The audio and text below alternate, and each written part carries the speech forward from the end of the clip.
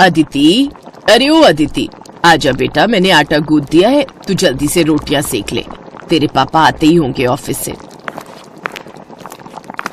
क्या माँ, मैं आटा गूंथ देती ना, हर रोज रोटियां ही क्यों बनवाती हो मुझसे? ताकि ससुराल जाकर तू नाक ना कटाए हमारी। आटा तो तू बढ़िया गूंथ लेती है, लेकिन रोटियां अब तक गोल नहीं बनती तुझसे।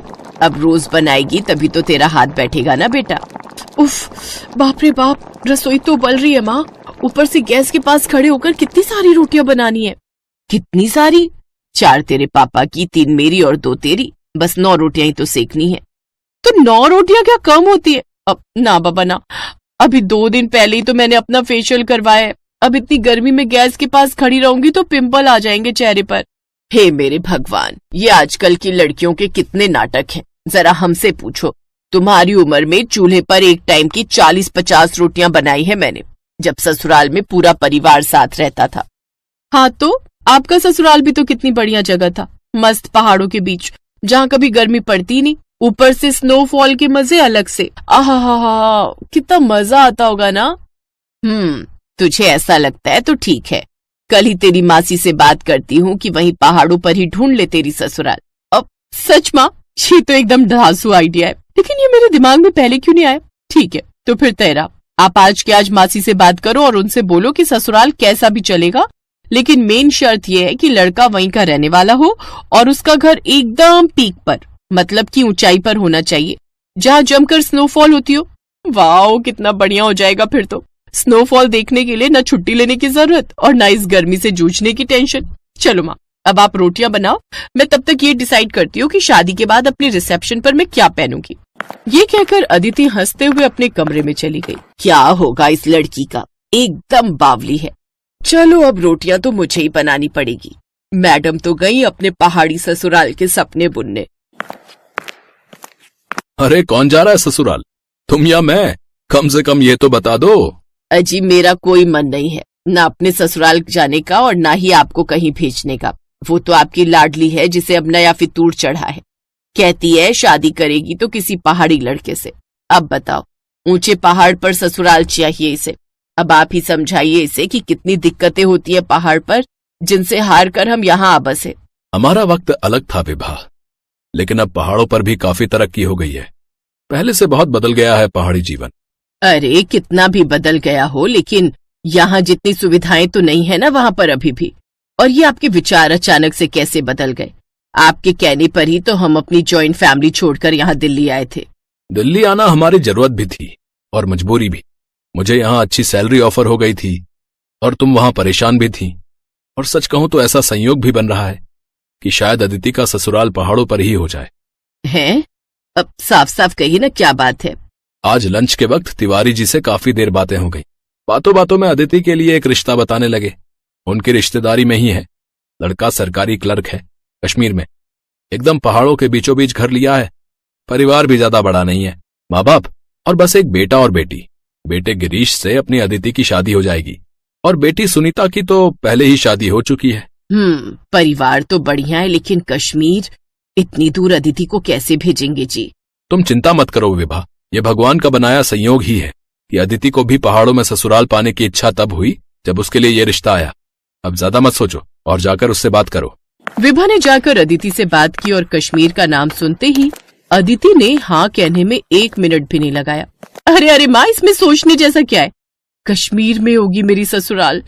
आहा, सुनने में कितना अच्छा लग रहा है। आप तो फौरन हाँ कर दो। एक बार ठंडे दिमाग से सोच ले बेटा, मैं पहाड़ों पर रही हूँ, मुझे मालूम है कि कितनी दिक्कतें होती हैं वहां पर। पहाड़ी जगह पर 2-4 दिन घूमकर आने में और पूरी जिंदगी बिताने में बहुत फर्क होता है।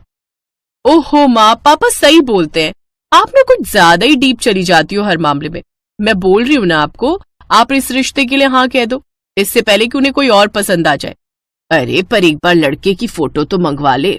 उसकी भी कोई जरूरत नहीं है माँ, पापा ने देखा तो है ना फोटो। अगर उन्हें पसंद है तो मुझे भी पसंद है, और वैसे भी कश्मीर की खूबसूरत वादियों में हमेशा के लिए रहने को मिल जाए, इससे बढ़कर और क्या चाहिए मुझे।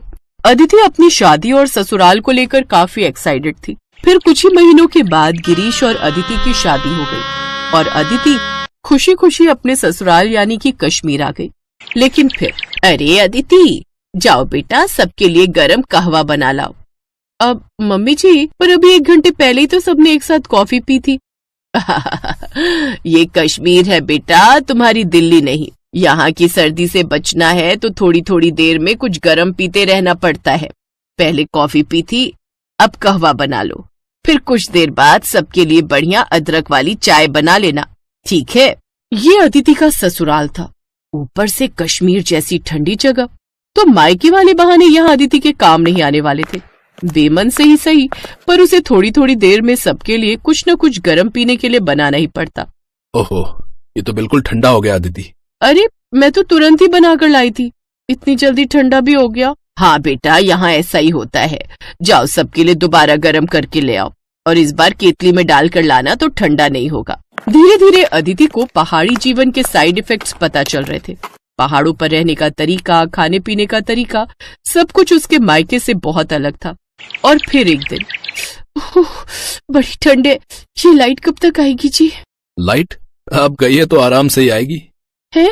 ऐसे कैसे? बिना हीटर की तो मेरी हालत खराब हो जाएगी। अच्छा सुनिए ना, हमारे पास इन्वर्टर भी तो है। हाँ है तो सही, लेकिन उसे हम बुरे वक्त के लिए बचा कर रखते हैं, ऐसे थोड़ी मोड़ी ठंड में नहीं चलाते। क्या? अच्छा, इससे बुरा वक्त तो और कौन सा आएगा? देखिए ना, मेरे हाथ पैर बर्फ जैसे ठंडे पड़ गए। तुम्हें अभी यहाँ की आदत नहीं है ना, इसीलिए ऐसा हो रहा है। तुम फिक्र मत करो, ये रजाई ओढ़कर लेट जाओ, फिर ठंड नहीं लगेगी तुम्हें। और फिर अगले दिन, ये क्या, सुबह के 11 बज गए और अब तक धूप नहीं खिली।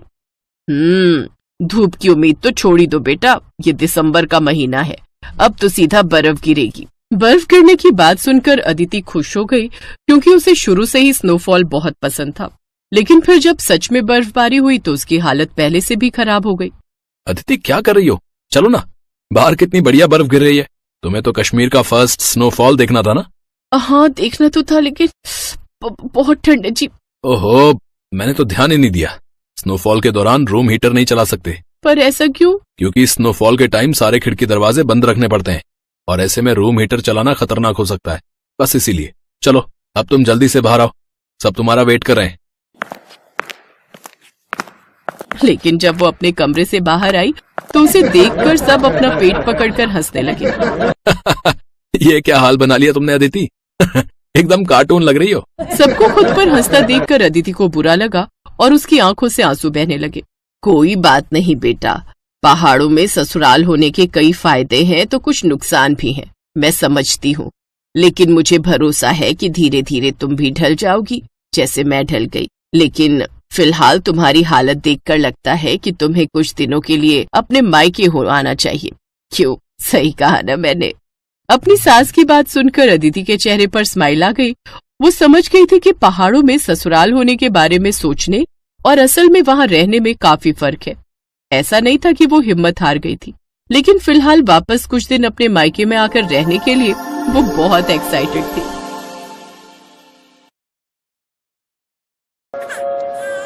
भैया जी मदद करो, मेरा बच्चा भूखा है, कुछ पैसे दे दो, बड़ी मेहरबानी होगी। भगवान जाने इन गरीबों का क्या होगा, एक तो अंधी है, ऊपर से छोटा बच्चा भी गोदी में पकड़ रखा है। क्या करूं, मुन्ना तो रोई जा रहा है। चुप हो जा मेरे बेटे। अरे संभल कर बहन, अभी रेलवे ट्रैक पर गिर जाती। रजनी, मेरी बहन इस हालत में? कौन? आवाज तो सुनी सुनी सी लगती है। अमर भैया? हाँ मेरी बहन, मैं तेरा भैया अमर। ये सब क्या हो गया? मैंने बहुत बड़ी गलती कर दी भैया, मुझे माफ कर दो। सतीश ने मुझे धोखा दे दिया भैया, आज उसी के कारण मेरी आंखों की रोशनी चली गई। उस दिन जब रजनी के साथ आखिर ऐसा क्या हुआ जो उसे इतने पैसे वाले घर की होने के बाद भी आज ये दिन देखने पड़ रहे थे। रजनी अपने भैया भाभी की लाडली बहन थी, उसके पास पैसों की कोई कमी नहीं थी। वो रानियों की तरह अपने घर में रह रही थी। भैया, मुझे इस भाई दूज पर सोने का सबसे महंगा जड़ाऊ हार ही चाहिए। हाँ हाँ मेरी प्यारी बहन, ले लेना। पूनम, तुम आज ही रजनी के साथ सुनार की दुकान पर चली जाओ। रजनी बहुत खुश थी, वो अपने भैया भाभी के साथ बहुत घुल मिल कर रहती थी। पर अचानक एक दिन रजनी की जिंदगी में सतीश नाम का एक लड़का आता है। रजनी सतीश के बारे में कुछ नहीं जानती थी। रजनी, मैं तुमसे बहुत प्यार करता हूँ, पर मैं तुम्हारी तरह पैसे वाला नहीं हूँ। ऐसा मत कहो सतीश, मैं भी तुमसे बहुत प्यार करती हूँ। रजनी, इस प्यार का क्या फायदा? तुम्हारे भैया तुम्हारी शादी मेरे साथ कभी नहीं होने देंगे। तुम चिंता मत करो सतीश, सब हो जाएगा। मैं भैया से हमारी शादी के बारे में बात करूंगी। रजनी अमर से सतीश के बारे में बात करती है, पर अमर गुस्से में रजनी को डांट देता है। तुम्हारा दिमाग खराब हो गया रजनी, तुम्हें पता भी है उस लड़के का ना कोई काम ना कोई धंधा, फिर भी तुम उससे शादी करने के लिए कह रही हो। मैं तुम्हारी शादी उससे कभी नहीं होने दूंगा। मैं सतीश से प्यार करती हूँ और मैं उसी से शादी करूंगी। रजनी गुस्से में अपने कमरे में चली जाती है। अमर रजनी का रिश्ता एक ऊंचे घराने में तय कर देता है और शादी के दिन रजनी सतीश को फोन करती है। सतीश, मैं ये शादी नहीं करूंगी। अगर तुम मुझे लेने नहीं आए तो मैं जहर खाकर अपनी जान दे दूंगी। एक काम करो रजनी, हमें यहाँ से भागना होगा। जैसा मैं कहता हूँ वैसा करो, मैं सब संभाल लूंगा। मैं तुम्हारा इंतजार करूंगा, तुम तैयार रहना। रजनी अपने बैग में शादी के सारे जेवर, कैश और कुछ कपड़े रखकर सतीश के साथ भाग जाती है। अमर, रजनी अपने कमरे में नहीं है। लगता है सतीश के साथ भाग गई है। उसकी सहेली ऋतु ने उसे बाइक पर बैठकर जाते हुए देख लिया था। रजनी, तुमने ऐसा क्यों किया? तुमने अपने भविष्य पर कुल्हाड़ी मार ली। मैं जानता हूँ वो लड़का सही नहीं है। अमर रजनी को हर जगह ढूंढता है, पर वो उसे कहीं नहीं मिलती है, क्योंकि सतीश रजनी को लेकर कोलकाता आ जाता है। कोलकाता आकर रजनी को सतीश की सारी सच्चाई पता चलती है। शादी के बाद सतीश शराब के नशे में रजनी को खूब मारता था। तुम आज फिर शराब पीकर आए हो सतीश, और तुमने मेरे सारे जेवर बेच दिए। मेरे आगे जुबान लड़ाती है? हाँ, मैं पीकर आया हूँ। मैंने बेच दिए तेरे जेवर। बोल क्या कर लेगी? भैया सही कह रहे थे, तुम अच्छे इंसान नहीं हो। तुमसे शादी करना मेरी सबसे बड़ी भूल थी। सतीश ऐसे ही गुस्से में रोजाना रजनी को मारता पीटता था। रजनी अब एक बच्चे की माँ बन चुकी थी। मुझे घर का राशन और मुन्ना के लिए दूध लाना है, और तुम यहाँ बैठकर दोस्तों के साथ शराब पी रहे हो। तुम्हें शर्म आनी चाहिए। मेरे दोस्तों के सामने मेरा अपमान करती है। तुझे आज मैं नहीं छोड़ूंगा। सतीश गुस्से में रजनी को धक्का दे देता है। रजनी के सिर पर गहरी चोट आती है और वो लहूलुहान हो जाती है। सतीश उसे उसी हालत में छोड़कर वहाँ से भाग जाता है। अरे भाई, बेचारी को बहुत चोट आई है, कोई उठाकर इसे अस्पताल ले चलो। लगता है ये इसी का बच्चा है जो तेज तेज रो रहा है। हाँ, इसका नाम रजनी है, ये इसी का बच्चा है। कुछ लोग उठाकर रजनी को हॉस्पिटल लेकर जाते हैं, पर रजनी की आंखों की रोशनी चली जाती है। सतीश का कहीं कुछ भी पता नहीं था। सतीश ने मेरे सारे जेवर बेच दिए। मुझे धोखा देकर वो भाग गया। अमर भाई, आप सही कहते थे। सतीश अच्छा लड़का नहीं है। वो मुझे और मेरे बच्चे को इस हाल में छोड़कर भाग गया। आप बीती सुनाते सुनाते रजनी की आंखें आंसुओं से भर जाती हैं और वो बहुत तेज फूट फूट कर रोने लगती है। मेरी बहन, तूने इतने दुख झेले और मुझे एक बार भी खबर देने के बारे में नहीं सोचा। तू अपने घर लौटकर क्यों नहीं आई? भैया, मैं किस मुंह से आपके पास आती? मैंने आपका इतना अपमान करवाया। अपनी शादी तोड़कर मैं सतीश के साथ भागी थी।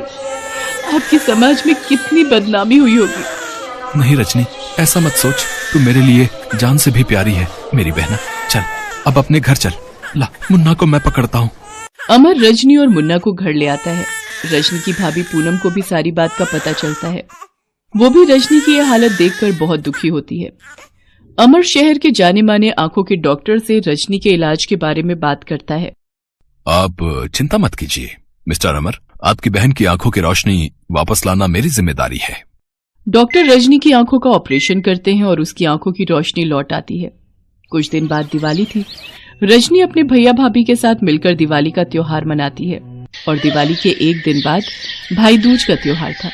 भैया, मुझे माफ कर दो। मैंने आपका कहना ना मानकर बहुत बड़ी गलती की थी। मैंने मुन्ना के साथ कैसे गरीबी के दिन देखे हैं ये मैं ही जानती हूँ।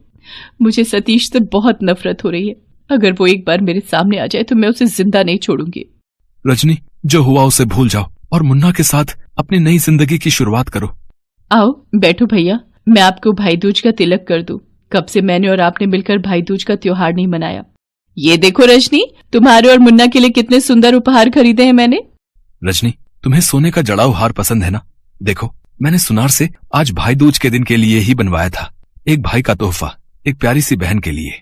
रजनी अपने भाई भाभी के साथ मिलकर भाई दूज का त्योहार मनाती है। अब रजनी कैसी हो? मयंक, तुम यहाँ? अब हाँ, मुझे पता चला। अमर भैया ने मुझे तुम्हारे बारे में सब बता दिया। अगर तुम चाहो तो मैं आज भी तुमसे शादी करने के लिए तैयार हूँ। मैं तो हमेशा से ही तुम्हें बहुत प्यार करता था, करता हूँ और करता रहूंगा। मयंक, तुम बहुत अच्छे हो। मैं तुम्हें शादी के मंडप में छोड़कर भाग गई थी, फिर भी आज तुमने मेरा हाथ थामा, मेरे मुन्ने को अपनाया। कहते कहते रजनी की आंखों में आंसू आ जाते हैं। अमर अपनी बहन की जिंदगी फिर से संवारना चाहता था, इसलिए वो कुछ समय बाद रजनी की शादी मयंक के साथ धूमधाम से करता है। रजनी अपने पति मयंक और मुन्ना के साथ खुशी खुशी जीवन बिताने लगती है।